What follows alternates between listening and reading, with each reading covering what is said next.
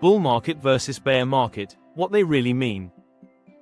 Have you ever heard someone say, "We're in a bull market," or "It's a bear market right now," and wondered what that really means? Let's make it simple. A bull market is when prices of stocks, crypto, or other investments are rising, or expected to rise. It's called a bull market because when a bull attacks, it thrusts its horns upward, symbolizing prices going up. During a bull market, confidence grows. Investors buy more. People feel optimistic.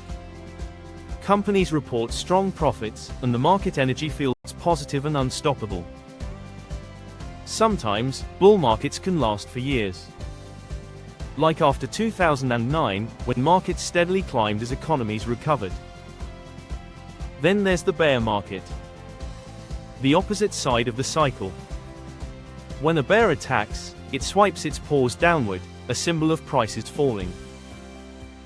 In a bear market, stocks may drop 20% or more. Investors grow cautious. Fear spreads. You'll hear words like recession, correction, and downturn. But here's the truth: bear markets don't last forever. They reset prices, remove excess, and make room for the next rise. Every investor experiences both. The key is not to panic when things fall, and not to get greedy when things rise. Focus on the long term. Stay diversified. Stick to your plan. Because both the bull and the bear are part of one natural cycle, one brings excitement, the other brings valuable lessons.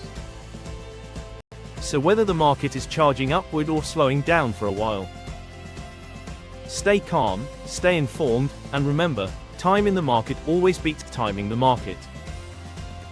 If you found this helpful, like, subscribe, and stay tuned for more quick financial insights.